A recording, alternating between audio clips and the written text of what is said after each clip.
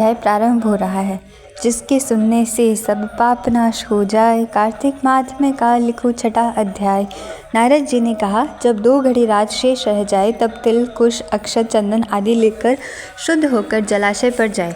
नहर की अपेक्षा नदी में स्नान करने से 10 गुना फल मिलता है और नदी की अपेक्षा संगम पर स्नान करने से 10 गुना फल मिलता है तथा तीर्थ पर स्नान करने से इन सबसे दुगुना फल होता है। स्नान से पहले भगवान का ध्यान करके स्नानार्थ संकल्प करे, फिर तीर्थ में उपस्थित देवताओं को क्रमशः अर्घ आचमनीय देवे।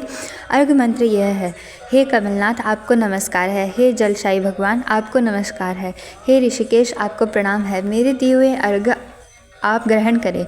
बैकुंठ, प्रयाग तथा बद्रिकाश्रम में जहाँ कहीं भगवान विष्णु गए वहाँ उन्होंने 3 प्रकार से अपने पैर रखे। वहाँ पर ऋषि, वेद, यज्ञों के सहित समस्त देवता मेरी रक्षा करते रहे। हे जनार्दन, हे दामोदर, हे देवेश, आपको प्रसन्न करने के लिए मैं कार्तिक मास में विधिवत प्रातः स्नान कर रहा हूँ। आपकी कृपा से मेरे समस्त पाप नष्ट हो जाए। हे हरि, कार्तिक मास में व्रत तथा विधिपूर्वक स्नान करने वाला मैं अर्घ देता हूँ, आप राधिका सहित ग्रहण करें। हे कृष्ण, हे प्रबल राक्षसों का नाश करने वाले भगवान, हे पापनाशक, कार्तिक मास में नित्य प्रति दिए हुए मेरे इस अर्घ द्वारा कार्तिक स्नान का व्रत करने वाला फल मुझे प्राप्त हो।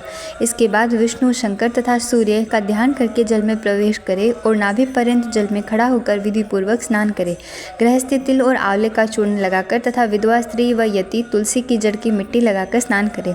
सप्तमी, अमावस्या, नवमी, त्रयोदशी, द्वितीया, दशमी आदि तिथियों को आंवला तथा तिल से स्नान नहीं करना चाहिए। स्नान करते हुए निम्न शब्द कहे, जिस भक्ति भाव से भगवान ने देवताओं के कार्य के लिए 3 प्रकार का रूप धारण किया था, वही पापनाशक भगवान विष्णु अपनी कृपा से मुझे पवित्र बनाए। विष्णु जी की आज्ञा से कार्तिक व्रत करने वालों के इंद्र आदि सारे देवता रक्षा करते हैं, अतः वह मुझको पवित्र करे। बीजों, रहस्यों तथा यज्ञों सहित वेदों के मंत्र, कश्यप आदि ऋषि, इंद्र आदि देवता मुझे पवित्र करे। गंगा आदि सभी नदियाँ, संपूर्ण तीर्थ, 7 समुद्र और समस्त जलाशय मुझको पवित्र करे। अदिति आदि सभी नारियाँ, यज्ञ, सिद्ध, सर्प और सब औषधियाँ व तीनों लोकों के पर्वत मुझे पवित्र करे। इन शब्दों को कहकर स्नान करने के पश्चात व्रती हाथ में पवित्री धारण करके देवता, ऋषि, मनुष्य तथा पितरों का विधिवत तर्पण करते समय जितने भी तिल तर्पण में रहते हैं उतने वर्ष पर्यंत व्रती के पितृगण स्वर्ग में वास करते हैं। तत्पश्चात व्रत करने वाला जल से निकलकर शुद्ध वस्त्र पहने और प्रातःकाल के समय सब कृत्यों से निवृत्त होकर पुनः भगवान विष्णु का पूजन करे। समस्त तीर्थों के सारे देवताओं का स्मरण करके भक्तिपूर्वक सावधान होकर चंदन, फूल और फलों सहित भगवान विष्णु को फिर अर्घ देवे। अर्घ मंत्र का अर्थ यह है, पवित्र कार्तिक मास में मैंने स्नान किया है। हे विष्णु जी, राधा जी के साथ आप मेरे दिए अर्घ को ग्रहण करें। पश्चात चंदन, फूल और तांबूल पान आदि से वेद पाठी ब्राह्मणों का श्रद्धापूर्वक पूजन करें और बार बार साष्टांग प्रणाम करें।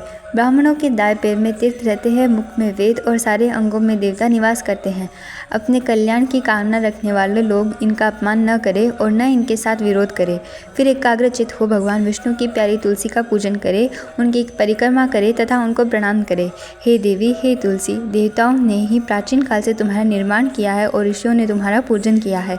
हे विष्णु की प्यारी तुलसी, आपको प्रणाम है, आप मेरे सब पापों का नाश करें।